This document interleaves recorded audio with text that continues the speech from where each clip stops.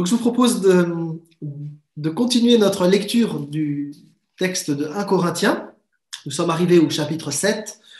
Peut-être simplement en quelques mots, redire que cette église, vous le savez, c'est une église compliquée. Les chrétiens se réunissent pour devenir pires. C'est une église qui est engluée dans une société immorale avec de la prostitution sacrée, avec des vols entre chrétiens, des procès entre chrétiens, il y a de la méchanceté. Et c'est une église dans laquelle il est difficile d'avancer spirituellement. Alors, Paul a déjà recadré beaucoup de choses. Il a demandé à l'église de ne pas être divisée, il lui a demandé de ne pas être laxiste, de ne pas faire d'injustice, mais vraiment de se battre pour l'unité. Il a encouragé les chrétiens à voir l'autre comme un frère, de viser la croissance des uns et des autres, quitte à perdre un peu de privilèges. Il a parlé de la place du corps, on a vu cette théologie du corps la dernière fois, corps qui appartient à Dieu et que l'on doit utiliser pour sa gloire. Alors cette semaine, ce sera encore le sujet du chapitre, parce que Paul continue de développer son propos, notamment sur les relations sexuelles et sur la vie conjugale. Et on comprend que dans le contexte des Corinthiens, c'était compliqué de savoir qu'est-ce qu'il fallait faire, parce que le contexte était tellement à des kilomètres de ce que demandait le texte biblique, que du coup, Paul a besoin de recadrer. Certains disaient « tout est permis, rien n'a d'importance », d'autres disaient « il faut se priver de toute relation sexuelle ». Bref, c'était un grand bazar, et les Corinthiens attendaient que Paul donne un cadre, et c'est ce que Paul va faire. Paul ne dit pas que chacun fasse ce qu'il veut, il va redonner le cadre. Mais peut-être avant d'avancer encore un petit peu plus loin, à partir de ce chapitre 7, Paul va répondre, vous le savez, aux Corinthiens. Et on a une difficulté avec cette lettre aux Corinthiens parce qu'il va falloir interpréter un certain nombre de textes. Or, il nous manque la lettre où les questions étaient posées à Paul. On n'a que les réponses de Paul. On ne sait pas quelles sont les questions que les Corinthiens ont réellement posées. Alors, on peut en déduire plusieurs, mais dans certaines occasions, c'est compliqué de savoir quel était le questionnement posé. Et donc, on ne peut pas être sûr tout le temps de notre interprétation. Donc, on va essayer d'avancer ensemble lorsqu'il va y avoir des interprétations diverses. Et vous allez voir qu'effectivement, dans ce chapitre 7, dès le premier verset, il y a eu un débat pour savoir comment interpréter le texte. Alors, ce n'est pas trop compliqué, mais ça nous permettra de nous mettre en forme pour la suite de 1 Corinthiens et puis de voir comment on interprète un texte. Alors, sans tarder, je vous propose de lire le texte de 1 Corinthiens 7, les versets 1 à 6. J'en viens à présent au problème que vous soulevez dans votre lettre. C'est une excellente chose, dites-vous, qu'un homme se passe de femme. Cependant, pour éviter toute immoralité, il est préférable que chaque homme ait sa femme et que chaque femme ait son mari. Que le mari accorde à sa femme ce qu'il lui doit et que la femme agisse de même envers son mari. Car le corps de la femme ne lui appartient plus, il est à son mari. De même, le corps du mari ne lui appartient plus, il est à sa femme. Ne vous refusez donc pas l'un à l'autre. Vous pouvez, certes, en plein accord l'un avec l'autre, renoncer pour un temps à vos relations conjugales afin de vous consacrer davantage à la prière. Mais après cela, reprenez vos rapports comme auparavant. Il ne faut pas donner à Satan l'occasion de vous tenter par votre incapacité à dominer vos instincts. Notez bien qu'il s'agit là d'une concession et nullement d'un ordre.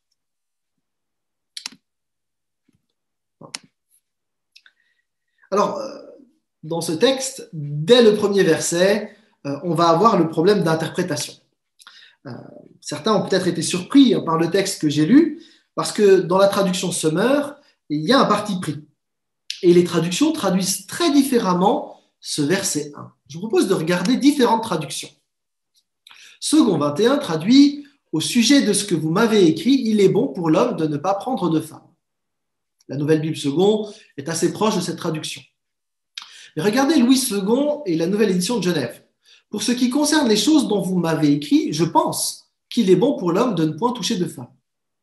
Alors que Sommer écrit « J'en viens à présent au problème que vous soulevez dans votre lettre. C'est une excellente chose, dites-vous, qu'un homme se passe de femme. » On se rend compte qu'il n'y a pas la même interprétation. Qui est-ce qui parle dans ce verset 1 ? Est-ce que c'est Paul, comme le suggèrent la Louis II et la Nouvelle Édition de Genève, où Paul dirait « je pense » qu'il est bon pour l'homme de ne point toucher de femme? Ou est-ce que ce sont les Corinthiens qui sont cités, comme le dit le semeur? Et vous voyez que là, c'est pas évident d'entrée de jeu de savoir quelle version de la Bible suivre. On est là au cœur d'un problème d'interprétation. Parce que le texte grec n'a pas de guillemets et n'a pas la mention « je pense » ou « dites-vous ». En fait, la version grecque est très proche de la Nouvelle Bible Second ou de la Second 21, qui ne se mouille pas. Hein, on ne sait pas qui parle. Alors, ça change pas mal la manière de comprendre le texte, vous comprenez bien. Si c'est Paul qui parle ou si c'est les Corinthiens, ce n'est pas les mêmes implications.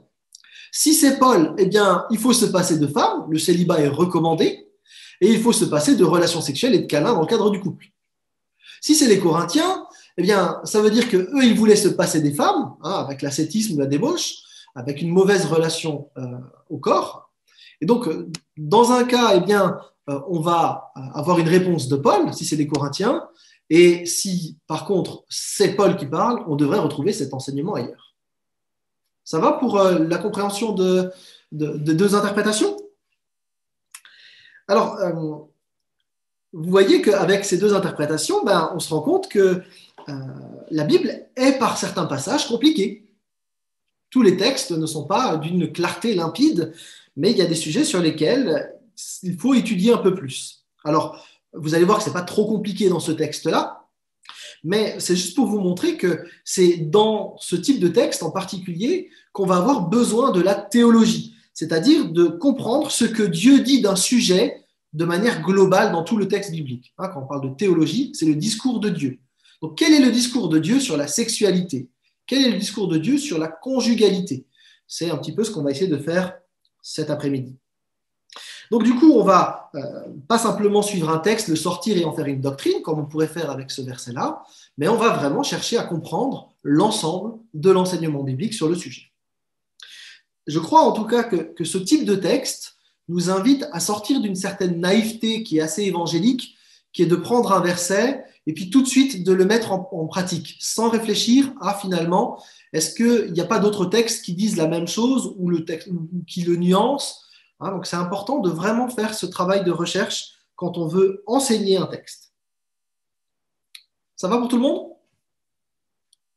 J'ai un hochement de tête, donc je continue.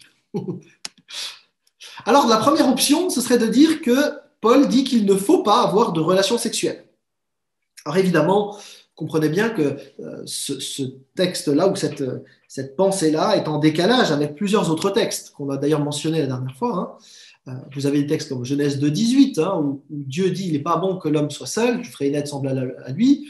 Puis ensuite, il y aura toute l'introduction du mariage.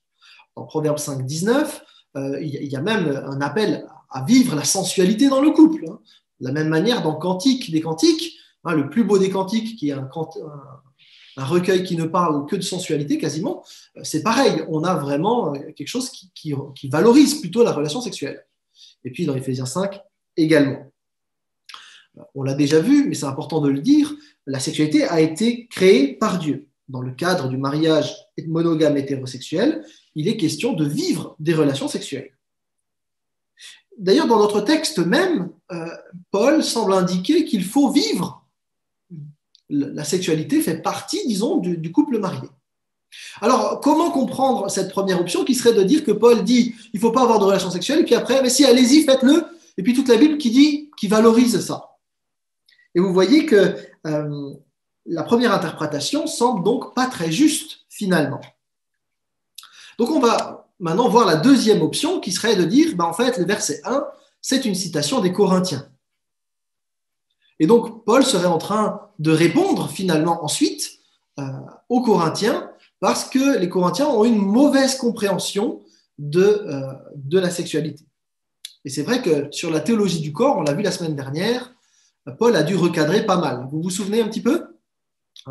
Paul qui avait dit, il ne faut pas séparer le corps du reste de notre être. Le corps fait partie de cet être que Dieu a créé et il ne faut pas dévaloriser le corps. Le corps est la résidence de Dieu. Et donc, ce qui se passait à Corinthe, c'est que certains, avec une mauvaise compréhension de la théologie du corps, ils voulaient vivre l'ascétisme, c'est-à-dire de se priver de tout ce qui était charnel, en pensant que finalement, tout ce qui touchait au corps était mauvais.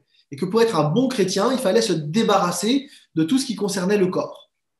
À l'inverse, sur la même théologie, certains disaient au contraire que comme le corps n'est pas important, finalement on peut vivre la débauche, vivre le charnel sans limite, puisque ça ne touche pas la sphère spirituelle.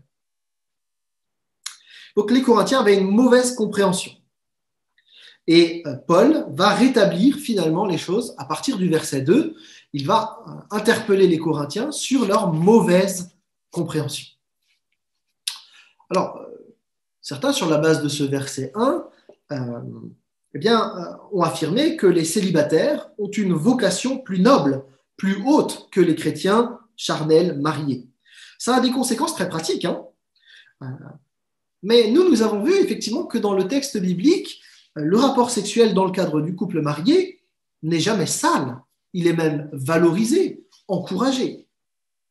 Donc, prenant en compte tout le contexte biblique et le texte en lui-même, eh bien, nous pouvons valider la première option, qui est l'option du Summer, avec donc cette citation qui du coup est mise entre guillemets. C'est une excellente chose, dites-vous, qu'un homme se passe de femme. Et Paul répond, cependant, c'est pas ce que je crois. Et donc Paul répond, pour éviter toute immoralité, il est préférable que chaque homme ait sa femme et que chaque femme ait son mari. Donc, Paul ne peut pas dire une chose et son contraire, hein. Donc, il explique simplement qu'il y a un cadre dans lequel vivre l'intimité sexuelle et le toucher sensuel. Il est cohérent. Il encourage l'intimité dans le cadre du couple marié. Et donc, on n'a plus de problème là maintenant avec la cohérence du reste du texte, avec des textes qui valoriseraient la sexualité, puisque Paul, lui aussi, la valorise. Et on a plusieurs textes, effectivement, j'en mets d'autres que tout à l'heure, qui encouragent le couple marié à vivre la sexualité. Et pas juste pour faire la procréation, mais aussi par plaisir. Le texte de Proverbes et de Cantiques, des Cantiques en particulier, le valorise.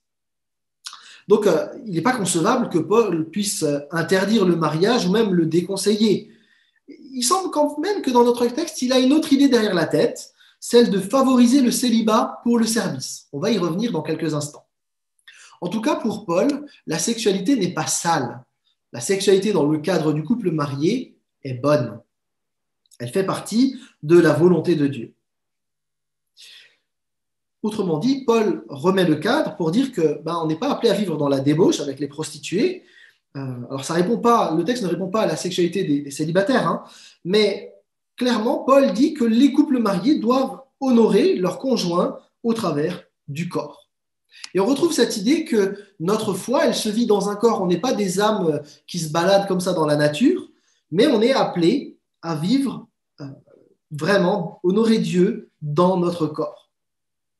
Et donc, du coup, vivre une sexualité, ça ne fait pas de nous des gens moins spirituels. Se priver de sexualité ne fait pas de nous des gens plus spirituels. Le corps fait partie de notre être. Alors, ça pose la question du rapport au corps dans nos églises, il me semble. Paul insiste tellement sur le rapport au corps pour dire qu'il est bon, le corps, que du coup, ça vaut la peine de réfléchir quelques instants. Dans certaines églises, on est gêné lorsque des gens louent Dieu debout, ou en tapant des mains, ou en dansant. Et là, vous avez parfois une compréhension qui s'oppose entre des cultures, hein, des cultures qui sont plutôt introverties et des cultures plutôt extraverties. Alors classiquement, la culture européenne et la culture antillaise, par exemple. Hein. Mais il faut bien réaliser que notre manière d'être église, notre manière de vivre nos cultes avec nos corps dans l'église, elle est conditionnée en Europe, et dans le protestantisme en particulier, par quelqu'un comme Calvin, qui était un juriste suisse, plutôt réservé, mal à l'aise avec ses émotions. Et c'est assez différent d'un David, du roi David, qui lui était un oriental, qui était tout à fait émotionnel et qui pouvait danser devant le Seigneur. Vous voyez que là, on a deux manières d'approcher Dieu assez différentes. Et Paul, dans ce texte-là, valorise le corps. Et quelque part, on devrait réfléchir dans nos églises sur notre théologie du corps, aussi dans la manière dont on l'intègre, finalement, à notre pratique cultuelle. On pourra en discuter tout à l'heure si vous le souhaitez. Je reviens à notre texte qui ne parle pas tellement de vie d'église et de culte, mais véritablement de sexualité. Et donc, Paul, dans ce texte, n'est pas du tout dans la dévalorisation du corps. Pour lui, il faut valoriser les relations sexuelles dans le couple. Dans l'histoire de l'Église, malheureusement, on a souvent dévalorisé la sexualité du couple. Ce n'est pas le cas dans le texte biblique. Les versets 3 à 5 en particulier encouragent les chrétiens à vivre véritablement en champions du mariage. Ils doivent développer une relation privilégiée, prendre soin l'un de l'autre, s'engager à vivre le plaisir en couple. Quelque part, les chrétiens devraient être véritablement des champions du mariage pour donner envie aux autres. Il y avait à l'époque de Corinthe une vision très dévalorisante de la femme. Or, dans ces versets, il ne vous a pas échappé qu'il y a une réciprocité de la relation qui est assez inhabituelle pour l'époque. Et je crois que, pour faire écho au texte de Jésus qui dit « aime ton prochain comme toi-même », là, il y a dans la relation la plus proche, la plus intime, un désir de la part de Paul de vraiment encourager les chrétiens à s'aimer mutuellement. Quand on regarde ce texte, on voit clairement le respect que Paul a pour les femmes. Il n'est pas question qu'elles soient des objets à délaisser ou à abuser. Il faut réaliser que c'est des paroles complètement révolutionnaires pour l'époque. Quand on considère l'arrière-plan culturel des Corinthiens, dans l'Empire romain, les femmes, elles avaient peu de valeur. Elles faisaient partie du patrimoine du maître de la maison, comme un cheval qui servait finalement à faire l'agriculture, ou comme un esclave qui travaillait dans les plantations. La femme était quelque part une propriété du mari. Or là, dans le texte que Paul nous donne, il y a une réciprocité dans la relation. À Corinthe, on sait par l'histoire qu'un homme qui en avait les moyens avait plusieurs épouses. Une qui s'occupait de la cuisine, une qui s'occupait du ménage, une qui s'occupait du linge, par exemple. Et pour ce qui était des relations sexuelles, un Corinthien, lui, préférait se rendre au temple d'Aphrodite parce qu'il y avait les spécialistes de la sexualité, les prostituées sacrées. Et Paul, il coupe net avec cette manière grotesque de vivre et il place le mariage à un très haut niveau moral en disant que pour éviter toute immoralité, il est préférable que chaque homme ait sa femme et que chaque femme ait son mari. Et donc, Paul y replace la sexualité à l'intérieur d'une relation monogame telle qu'elle a été voulue par le Créateur. Il soustrait aussi la femme de l'esclavage païen du monde romain pour en faire vraiment la compagne de l'homme, lui redonnant sa juste place que l'on trouve dans le texte biblique. Pour ceux qui étaient là samedi, on a parlé du texte de Genèse 2 où vraiment on a cette équivalence, cette manière de considérer hommes et femmes comme collaborateurs et complémentaires. Et donc, Paul ici fait un rappel de Genèse 2 et c'était à contre-courant véritablement de la culture de son époque. Donc, l'apôtre, il est assez révolutionnaire dans sa vision de l'égalité, de la complémentarité, de la collaboration entre l'homme et la femme en visant vraiment l'harmonie dans le couple. Donc, premier élément qu'on peut garder de ce texte, c'est que Paul invite les couples mariés à être des champions du mariage. Et c'est assez intéressant parce que les versets 5 à 6 disent que finalement, il ne s'agit pas de se refuser l'un à l'autre, mais de s'offrir l'un à l'autre. Et s'il y avait une pause dans les relations sexuelles pour motif de consécration, il faut que ce soit d'un commun accord. S'il y a une abstention, il ne faut pas le faire durer, dit Paul, parce que c'est un des piliers d'une vie de couple épanouissante. Et vous voyez que la Bible, loin de déconsidérer les relations sexuelles comme le faisaient les Corinthiens, finalement, la Bible le valorise aussi bien dans ce texte que dans bien d'autres textes que nous avons vus ensemble. Première pause. Réaction. Vous pouvez ouvrir vos micros si vous le souhaitez, si vous souhaitez réagir à ces premiers versets de 1 Corinthiens 7.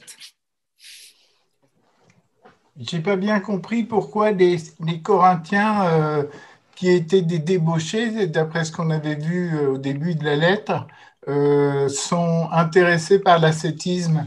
Oui. Alors, en fait, tu avais deux écoles dans l'église corinthienne, mais les deux écoles partent d'un même principe que le corps n'a pas de valeur. Donc, les gens qui sont ascétiques, donc ceux qui refusent finalement ou qui dévalorisent le corps, eux, ils disaient, des gens spirituels, ce sont des gens qui se privent de tout ce qui est au corps. Donc, en fait, il ne faut pas être gourmand, il ne faut pas avoir de relations sexuelles. Si tu es marié, tu dois la quitter parce que sinon, ça va être un frein dans ta croissance spirituelle. Et donc, les ascétiques, ils étaient de ce côté-là, tu vois. Du côté des débauchés, c'était la même idée que le corps ne servait à rien. Mais du coup, ils disaient, puisqu'on peut être spirituel sans le corps, En fait, peu importe ce qu'on fait avec le corps, on peut aller voir les prostituées, ce n'est pas un problème, puisque ce qui compte, c'est vraiment ma foi en Jésus. Donc, tu D'accord. as un motif théologique avec deux écoles qui partent d'une mauvaise compréhension du corps. Très bien. Marie-Catherine, tu voulais dire quelque chose? Ce qui m'a fait drôle un petit peu, c'est quand il dit au verset 2, alors il est bien pour l'homme de ne pas toucher de femme, toutefois à cause des risques d'inconduite. En fait, à la fois c'est rassurant parce que ça veut dire quand même qu'on est tous un peu fragiles, mais en même temps, il ne revient pas trop sur la volonté de Dieu de créer homme et femme pour pas qu'ils soient seuls, mais au contraire, il dit faites attention, vaut mieux que vous vous mariez parce que vous allez être en risque. C'est ça un petit peu. Oui, oui. Alors, vraiment, il faut bien comprendre dans quel contexte Paul y parle. Alors, le contexte dans lequel Paul parle ici, c'est des gens qui étaient mariés, qui étaient en train de se séparer pour pouvoir être plus spirituels. Et c'est pour ça que Paul réagit. Il ne veut absolument pas que les chrétiens aient l'impression que le corps, les relations sexuelles, c'est à dévaloriser. Et c'est pour ça qu'il réagit et qu'il dit non, non, mais c'est pas. Il vaut mieux que vous soyez ensemble plutôt que d'aller voir les prostituées sacrées, quoi. Donc, je vous propose de lire la suite du texte, les versets 7 à 16. Je voudrais bien que tous soient comme moi, mais chacun tient de Dieu un don particulier de la grâce, l'un d'une manière, l'autre d'une autre. À ceux qui ne sont pas mariés et aux veuves, je dis qu'il est bien pour eux de demeurer comme moi. Mais s'ils ne peuvent pas se maîtriser, qu'ils se marient, car il vaut mieux se marier que de brûler. À ceux qui sont mariés, j'adresse non pas moi, mais le Seigneur cette injonction, que la femme ne se sépare pas de son mari. Si elle s'est séparée, qu'elle demeure sans mari, ou qu'elle se réconcilie avec son mari et que le mari n'abandonne pas sa femme. Aux autres, je dis non pas le Seigneur, mais moi, si un frère a une femme non croyante et qu'elle consente à habiter avec lui, qu'il ne l'abandonne pas. Si une femme a un mari non croyant et qu'il consente à habiter avec elle, qu'elle n'abandonne pas son mari. Car le mari non croyant est consacré par la femme et la femme non croyante est consacrée par le frère. Autrement, vos enfants seraient impurs. Or, ils sont saints. Mais si le non croyant veut se séparer, qu'il se sépare. Le frère ou la sœur n'est pas esclave en pareil cas. C'est dans la paix que Dieu vous a appelés. En effet, comment savoir, femme, si tu sauveras ton mari, ou bien comment savoir, mari, si tu sauveras ta femme? Alors, sur tout ce texte, notamment sur le verset 7, il y a un grand débat en catholicisme, parce qu'il y a là la problématique ou le questionnement des prêtres catholiques. Alors, vous le savez, dans la tradition catholique, le texte est souvent rattaché à ce qui précède, et donc on dirait que Paul, la concession qu'il fait, c'est le mariage. Il concède le mariage, mais il insiste beaucoup sur le célibat pour que ceux qui veulent être consacrés à Dieu soient célibataires. Ce qui est problématique, c'est que cette conception du célibat comme étant supérieure au mariage entre en conflit avec plusieurs textes de la Bible, dont notamment ceux que nous avons mentionnés précédemment. Alors, avec les versets 7 à 9, il nous faut parler du don du célibat, parce qu'il est question du don, d'un don particulier, du don du célibat. Et pour certains, on dit oui, mais le don du célibat, c'est un cadeau empoisonné. Quand dans les groupes de jeunes, quand on fait la liste des dons, tout ça, certains disent moi, je ne veux surtout pas ce don-là, c'est un don empoisonné, je ne veux surtout pas l'avoir. Alors, on a dit beaucoup de bêtises au sujet du don du célibat. Et donc, il faut faire très, très attention quand on parle de ce don-là. Je donne un exemple, mais malheureusement, qui arrive souvent. Souvent, je caricature un peu, mais c'est des femmes mariées avec 8 enfants qui ont une certaine acidité verbale, qui vont dire à une jeune femme de 30 ans qui est en souffrance sur la question du mariage, qui vont dire « c'est fantastique, tu as le don du célibat, oh là là, ma chérie, qu'est-ce que c'est bien ». Je crois qu'il faut faire attention aux paroles qu'on dit, surtout que dans le cas présent, c'est une mauvaise compréhension de ce que c'est le don du célibat. Dans notre texte, au verset 7, Paul n'est pas en train de dire que certains ont un don spécifique qui serait le don du célibat, qui serait à garder toute sa vie, mais il encourage à vivre sa situation, qu'on soit marié ou célibataire, comme un don de Dieu. Et ce don, il est changeable en fonction de son statut.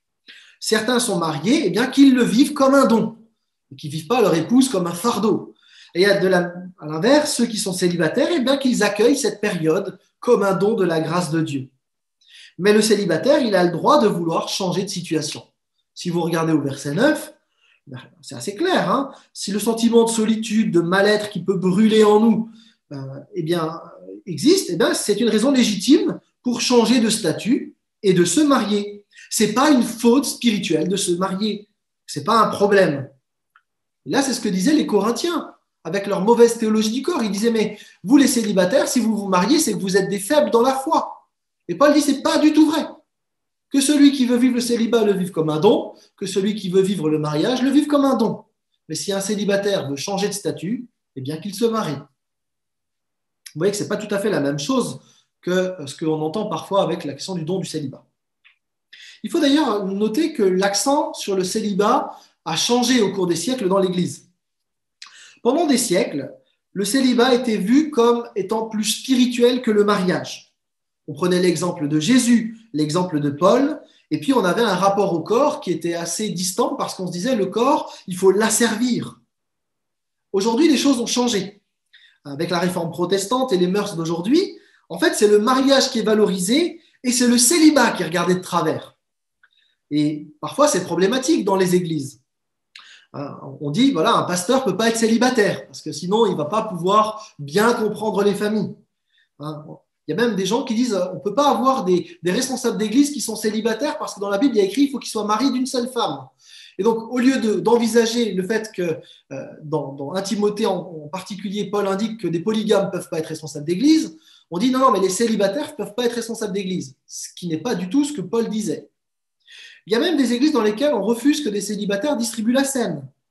D'ailleurs, dans beaucoup d'églises, les célibataires ne sont même pas invités dans des repas, alors que les familles, on leur saute dessus pour pouvoir les inviter rapidement. C'est assez dur finalement d'être célibataire dans une église évangélique. Surtout qu'il y a parfois des gens qui poussent au mariage. Si vous êtes dans certaines communautés antillaises ou africaines en particulier, mais même chez les Hmong, c'est particulièrement vrai. Si vous êtes célibataire, on va tout de suite vous trouver quelqu'un pour vous caser, parce que le célibat est vu comme une anormalité énorme.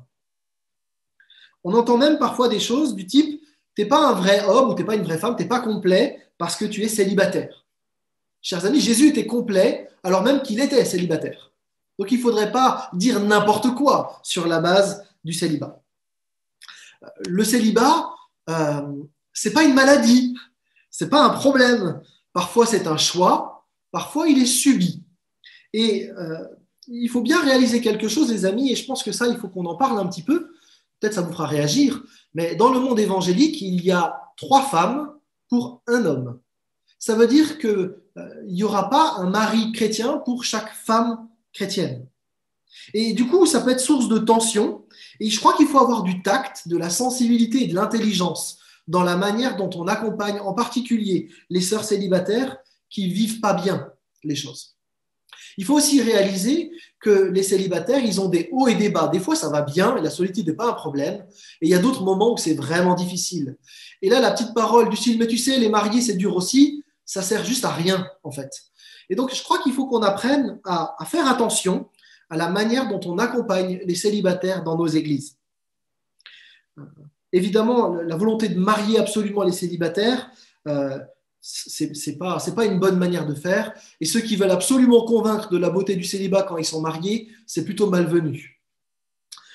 Donc, en tant que frères et sœurs de célibataires, on est appelés surtout à accompagner. Le texte, en tout cas que nous avons, insiste sur la responsabilité individuelle de chacun.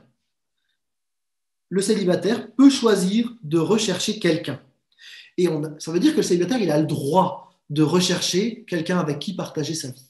Et je vais faire un petit coup de pub, mais il me semble qu'il est bienvenu dans le cadre de notre étude biblique, c'est qu'on a aujourd'hui, parce que le monde évangélique est assez petit mais très éclaté, c'est difficile de connaître tous les chrétiens en France, eh bien, il y a des sites de rencontres, comme Je Tu Nous, qui sont des sites de rencontres chrétiens, dans lesquels eh bien, plusieurs personnes de l'Église ont pu trouver quelqu'un en prenant contact, et ensuite, ils ont pu du coup se rencontrer physiquement et discuter comme normalement, mais comme les chrétiens sont éclatés et loin les uns des autres, eh bien, parfois on a besoin d'un petit coup de pouce, et ce site de recherche, eh bien, de ce site de rencontre, permet justement de casser la première barrière et de permettre à des chrétiens qui habitent Lille et Marseille d'apprendre à se connaître et ensuite de se voir et de construire une relation ensemble. Et donc, on a plusieurs personnes, voilà, l'ancien pasteur de Sable-d'Olonne, par exemple, qui a rencontré sa femme de cette manière-là.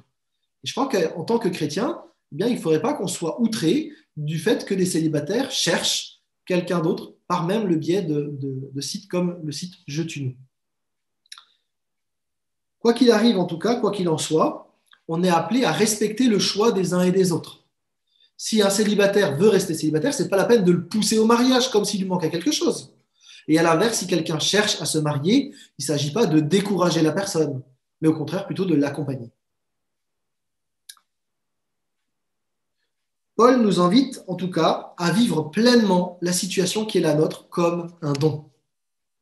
Et Paul ensuite va dire, voilà, il dévalorise ni le mariage ni le célibat. Alors il a sa préférence pour le célibat qui est très marquée, hein, mais pour lui vraiment il s'agit de vivre les choses comme étant un don de la grâce de Dieu.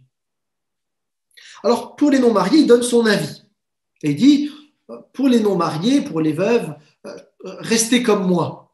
Paul était probablement veuf et il avait fait le choix de ne plus se marier. Mais au verset 9, il dit, mais bon, si vous voulez vous marier, vous avez le droit. Donc il laisse la liberté, il laisse l'ouverture à tout le monde. Faites ce que vous voulez, mais en étant libre et responsable devant Dieu.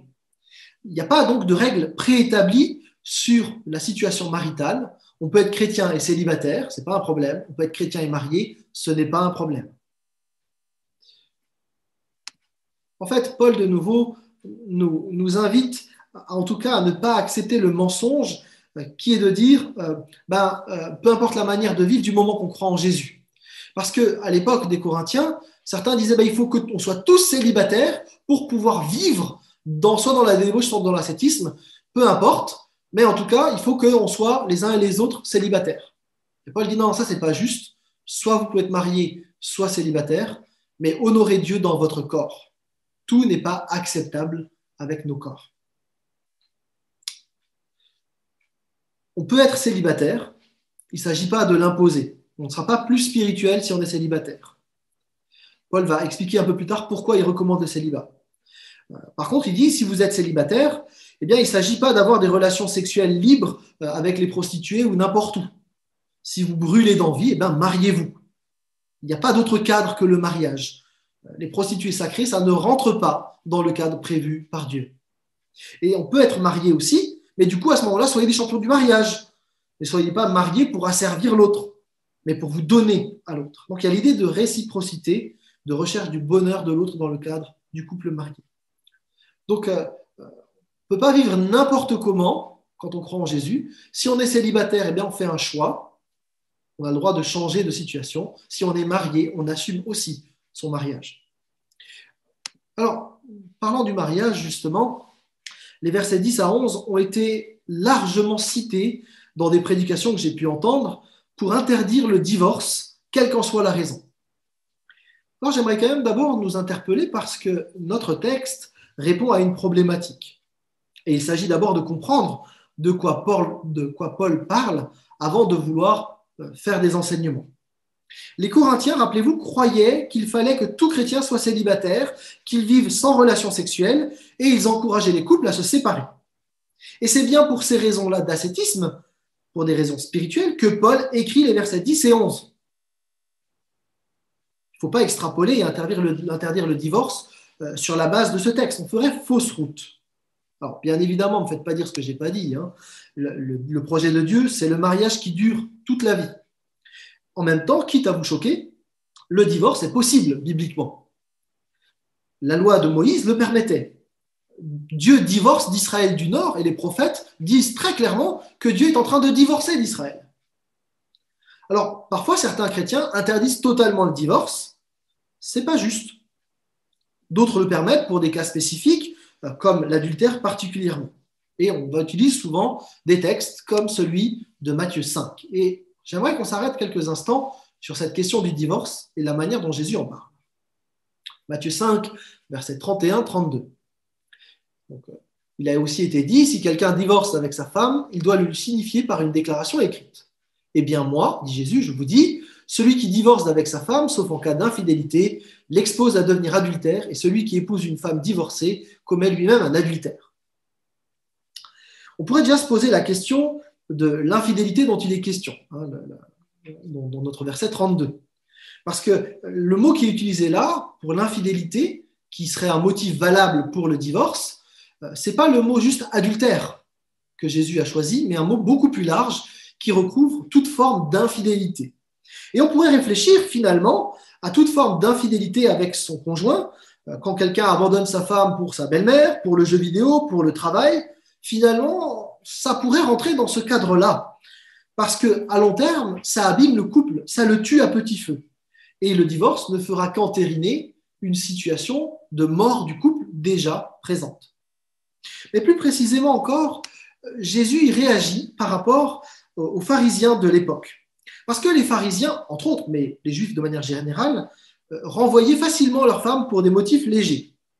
En fait, dès que ça les arrangeait, ils faisaient simplement un papier pour dégager celle qu'ils n'aimaient plus, laissant la femme dans l'embarras. À l'époque, il n'y a pas de CAF.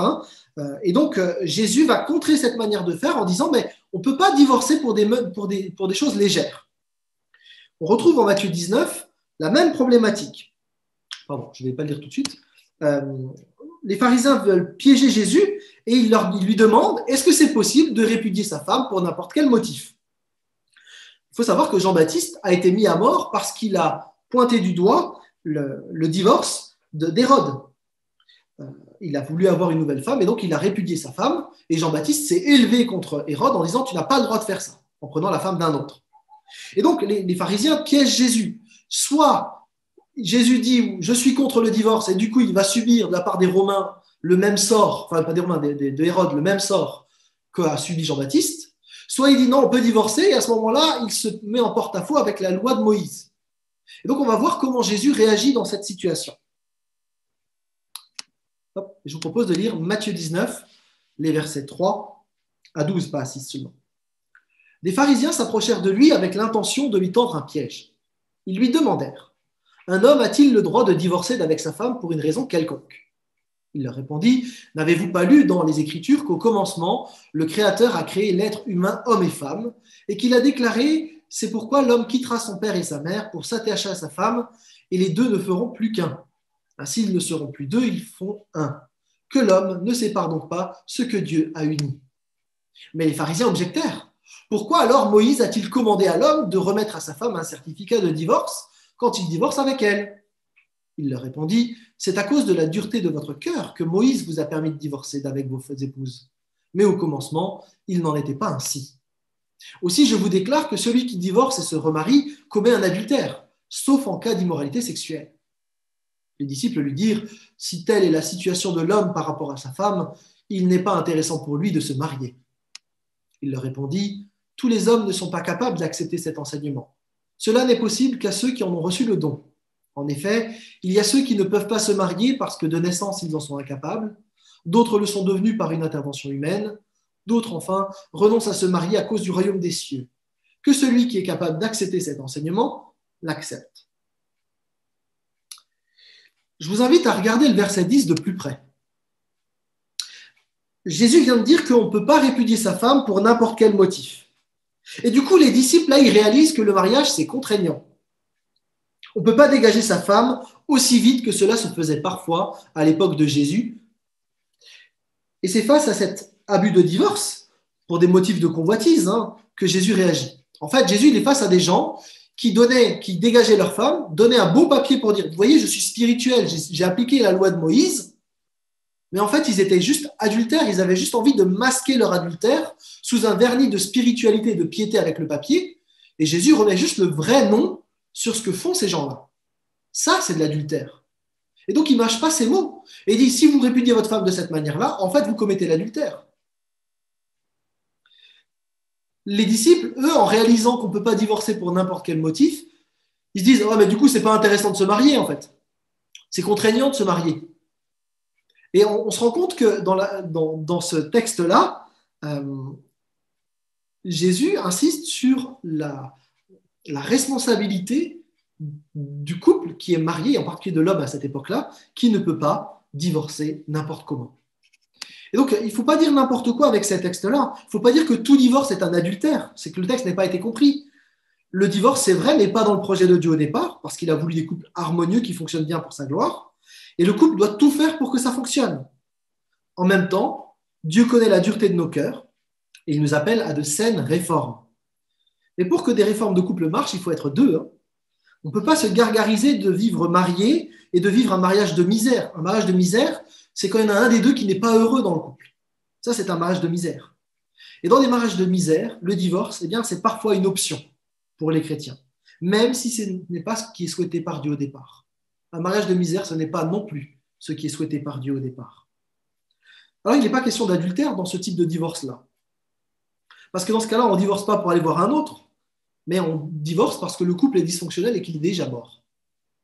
Et dans ce dysfonctionnement, il y a l'un des deux qui ne s'y retrouve pas. Et après des mois d'attente, d'espérance, parfois même des années, on espère un changement, ben, le mariage qui est déjà mort en réalité, ben, on va acter cette mort par un divorce. Jésus ne parlait absolument pas de cette situation de couple dysfonctionnel mort. Jésus, tout comme Paul ensuite, mais Jésus parlait d'une situation où un homme dégageait sa femme pour aller voir une autre femme avec une lettre de divorce. Vous voyez la différence entre les circonstances de l'époque et celles dans lesquelles on peut vivre aujourd'hui. Et Paul, dans 1 Corinthiens 7, lui non plus ne critique pas le divorce en tant que tel. Non, il reproche aux Corinthiens de se quitter pour vivre en ascète ou vivre de manière plus spirituelle. Il insiste sur le fait que le cadre choisi par Dieu pour vivre les relations sexuelles, c'est le mariage. Et donc, il faut faire attention de ne pas extrapoler les choses. Le problème souligné dans notre texte, ce n'est pas le divorce en tant que tel. Alors, de nouveau, c'est vrai, vous avez raison, le divorce, ce n'est pas ce que Dieu souhaite pour les couples. D'ailleurs, les couples, en général, ne s'engagent pas pour ça. On ne se marie pas pour divorcer un mois plus tard. Hein. Le divorce, c'est à la fois un échec, un deuil, un temps de déchirement, le dénouement d'un lien qui a été tissé avec le temps, avec des émotions, et ce n'est pas simple. Et je crois qu'il faut faire attention de ne pas accabler des gens qui, finalement, décident de divorcer. On ne divorce pas avec légèreté, en règle générale. C'est un choix que des gens prennent après des mois, des années de réflexion. Et là, il faut de nouveau faire attention aux versets qu'on balance à la tête des gens.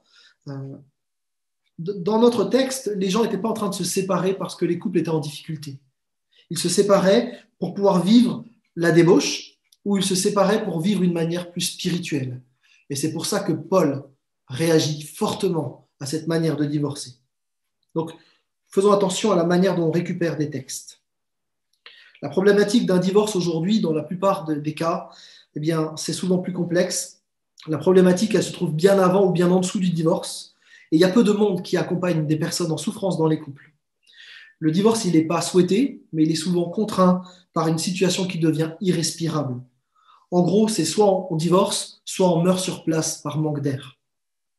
Alors c'est vrai, Dieu ne veut pas le divorce, mais il ne veut pas non plus des mariages misérables où l'un des deux est dévalorisé, maltraité, où il y a de l'indifférence.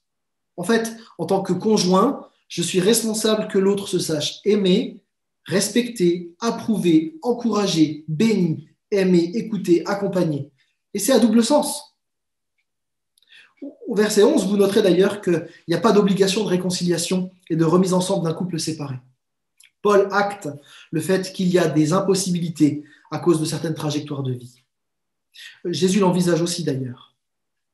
Alors pour résumer ce que je viens de dire, la Bible encourage les chrétiens à tout faire pour que ça marche dans le couple. Mais il envisage que certaines situations soient plus complexes et qu'elles amènent à une rupture. Dit autrement, lorsque des problèmes surgissent dans un couple chrétien, les deux doivent à tout prix chercher à se réconcilier et non à divorcer. Mais il arrive que dans certaines situations, le divorce soit un chemin. Et accompagner nos frères et nos sœurs qui passent par ce chemin difficile nécessite de ne pas rajouter de la condamnation à un chemin qui est déjà très compliqué. De nouveau, il faut redire que pour qu'un couple fonctionne, il faut être deux.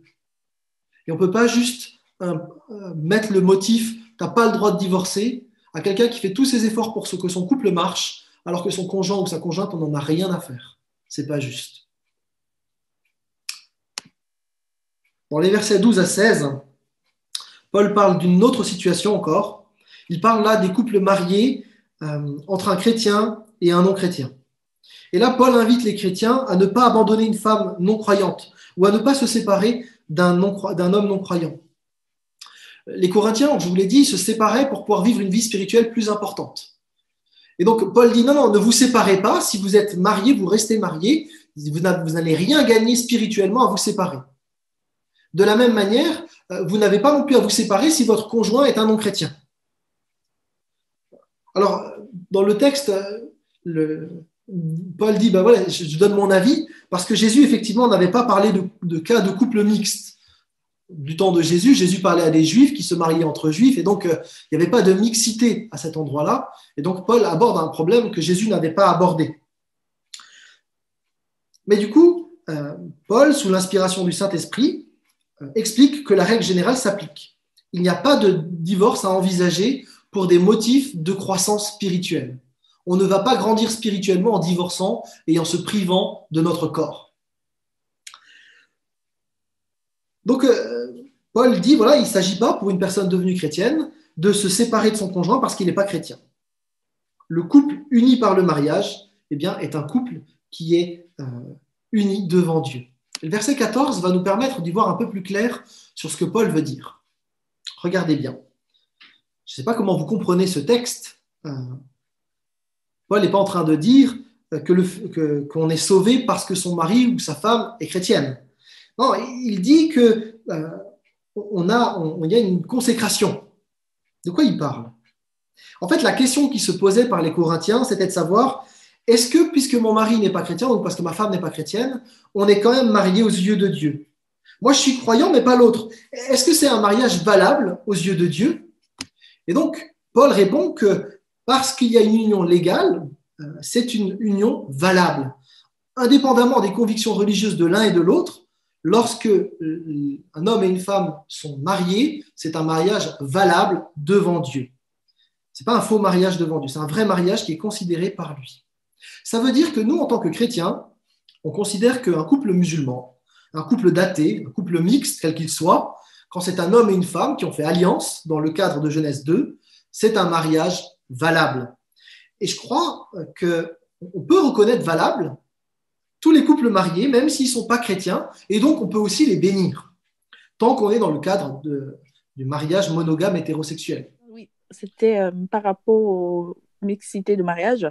Ça m'a fait penser à un verset, je pense que c'est 2 Corinthiens 6, 14. Ne vous mettez pas avec des incroyants sans un joug qui n'est pas celui du Seigneur. En effet, ce qui est juste peut-il s'unir à ceux qui s'opposent à sa loi? La lumière peut-elle être solidaire des ténèbres? Et du coup, en fait, je veux juste savoir comment les deux, en fait, quand on lit les deux ensemble, comment ça, voilà.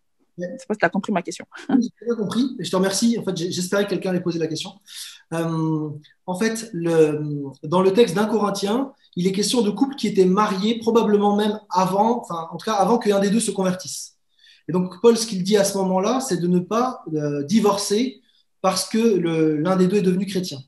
Dans 2 Corinthiens, il est question d'un célibataire qui choisit finalement un conjoint. Et là, Paul dit clairement qu'il s'agit de se marier avec quelqu'un qui partage les mêmes convictions religieuses.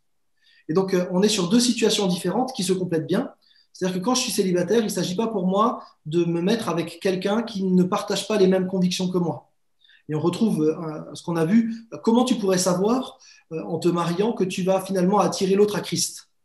Par contre, si tu t'es marié et que tu te convertis après ton mariage, il ne s'agit pas de divorcer à ce moment-là.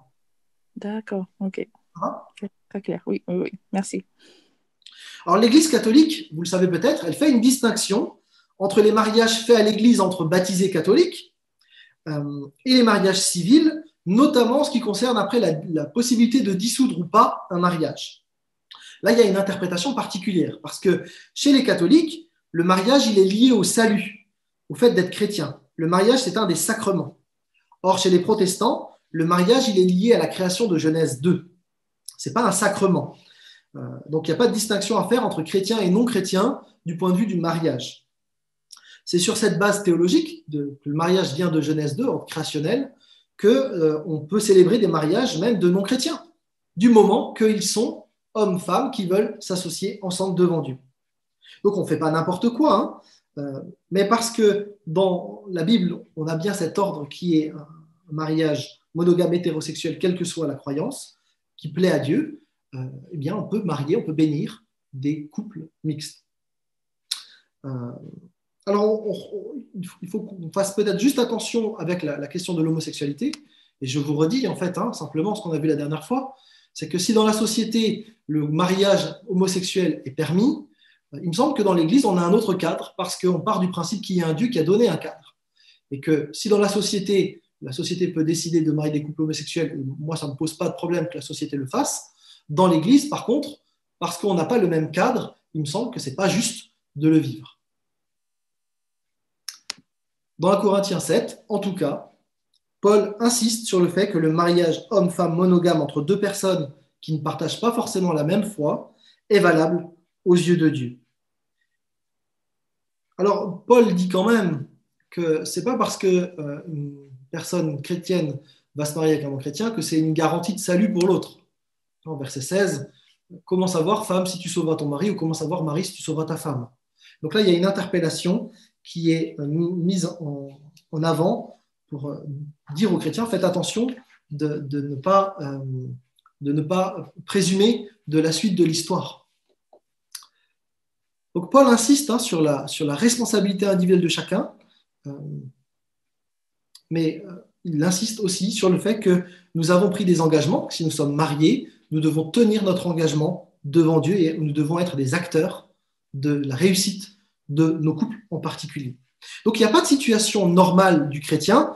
Le célibat est excellent, le mariage est aussi considéré comme excellent. Et donc il n'y a pas de situation dans laquelle le chrétien devrait entrer au niveau marital. On peut être chrétien et célibataire, on peut être chrétien et marié. Et si on est marié, il ne s'agit pas de répudier sa femme ou de divorcer de son mari pour pouvoir être plus spirituel. On va lire les versets 17 à 24 et on terminera avec ces versets-là. Il reste très peu de temps. Donc, on lit la suite à partir du verset 17.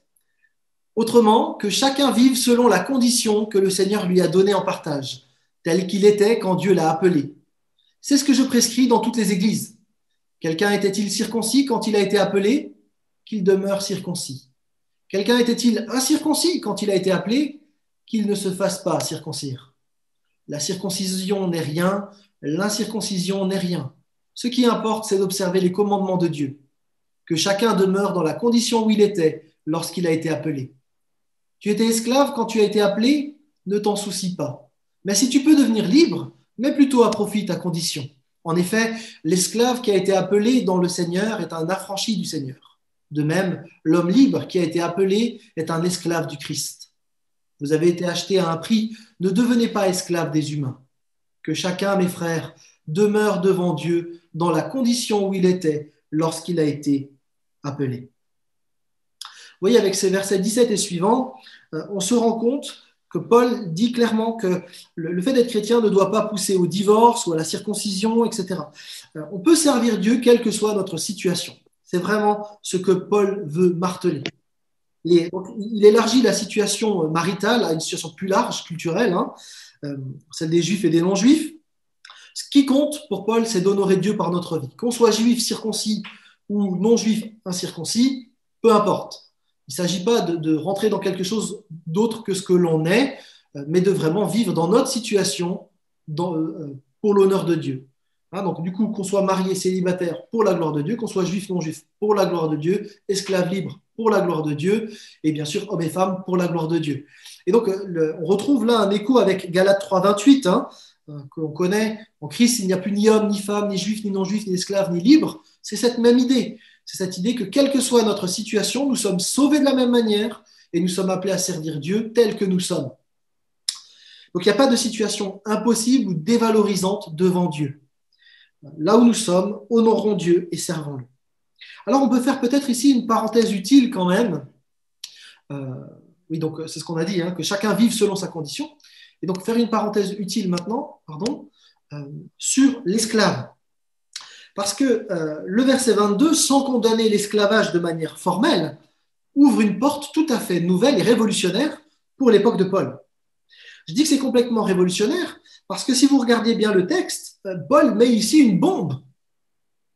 Il dit que l'esclave, c'est un affranchi du Seigneur et que l'homme libre, c'est un esclave du Christ.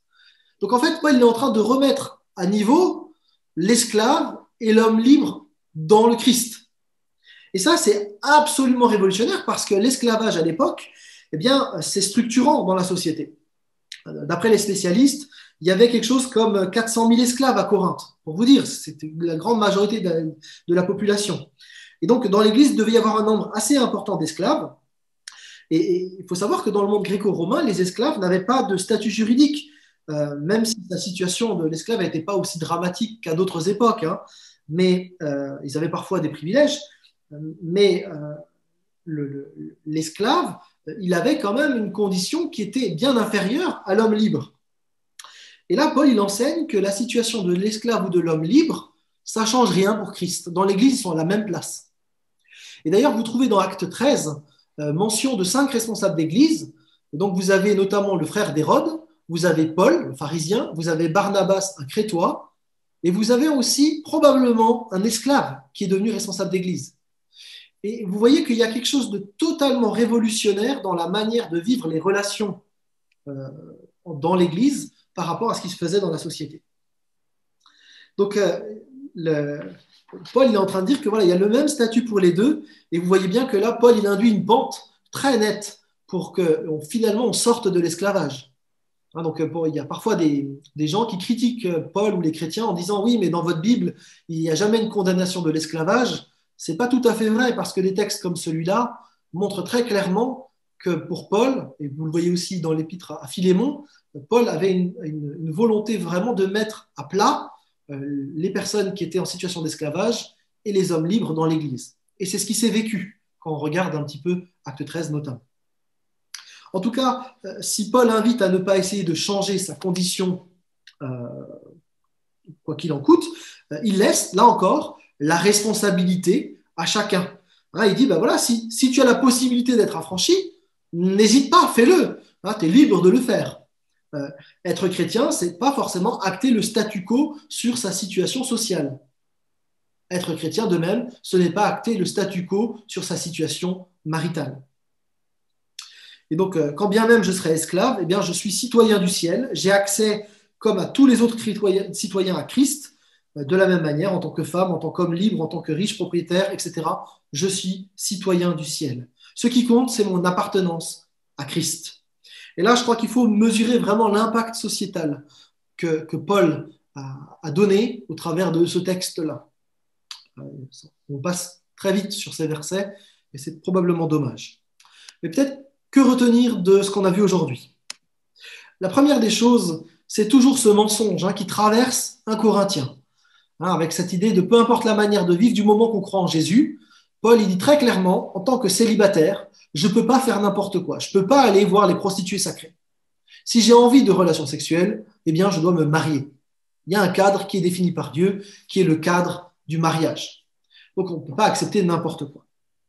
On peut aussi retenir, avec les versets 9 notamment et le verset 22, cette idée de la responsabilité individuelle. Pour le célibataire, il est libre et responsable de pouvoir se marier et de changer de statut. Pour l'esclave, il est libre et responsable de pouvoir devenir affranchi s'il en a la possibilité. Donc il y a vraiment cet enjeu de Paul d'honorer Dieu dans nos situations, mais nous ne sommes pas cloisonnés, soit dans le célibat ou soit dans l'esclavage quand on est chrétien. On a la possibilité d'honorer Dieu d'une nouvelle manière. On a revu aussi la question de la théologie du corps, dont Paul parle depuis le chapitre 6, avec cette idée que la sexualité est bonne dans le cadre du couple marié.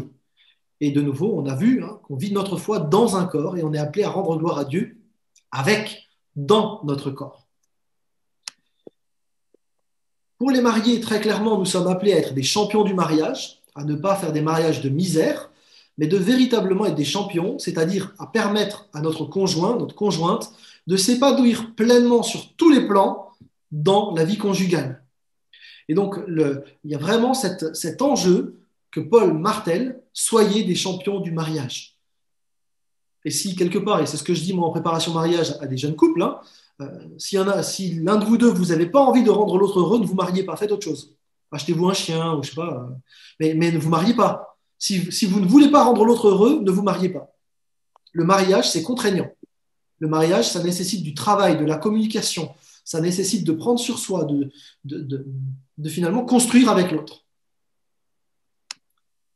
Si je suis célibataire, à l'inverse, je ne suis pas prisonnier du célibat, mais je suis appelé à vivre mon célibat d'une manière qui honore Dieu. Et je peux être heureux en tant que célibataire. Je ne suis pas un sous-homme ou une sous-femme. J'ai pleinement accès à Christ et pleinement accès aussi à ce qui se vit dans l'Église en tant que célibataire. Et là, on a vu ensemble, peut-être ça vaut la peine de réformer peut-être certaines manières dont on considère les célibataires dans nos églises de manière générale et dans nos familles, comme l'a rappelé Evelyne dans le temps de discussion. Alors, je vous propose de prier pour terminer. Seigneur notre Dieu, nous voulons te remercier pour ta parole. Avec toi, il n'y a pas de sujet tabou. Tu parles de sexualité, tu parles de divorce, tu parles de célibat. Autant de sujets dont on parle peut-être moins dans nos églises, mais qui sont pourtant bien présents dans le texte biblique. Seigneur, nous voulons te demander de nous aider, quelle que soit notre situation maritale, de vivre d'une manière qui t'honore. Je te prie pour les couples mariés qui suivent cet enseignement, et je te demande, Seigneur, de faire de nous des champions du mariage, des gens qui donnent envie de te connaître au travers de leur couple. Et j'aimerais te prier pour les célibataires, pour que, Seigneur, tu puisses aussi être honoré par chacun d'entre eux dans leur célibat, qu'au travers de leur célibat, ils puissent te voir, toi, Christ, au travers de leur vie. Seigneur, quelle que soit notre situation, notre désir, c'est de te plaire. Et nous voulons ensemble être Église, ensemble avancer, ensemble nous accompagner, nous encourager dans les réalités qui sont les nôtres. Seigneur, nous te remercions parce que tu as fait ton Église telle que tu la souhaites, et nous te remercions parce que tu comprends chacun dans la réalité qu'il vit. Que tu nous aides, Père, à être des chrétiens selon ton cœur. Dans le nom de Jésus-Christ, nous prions. Amen.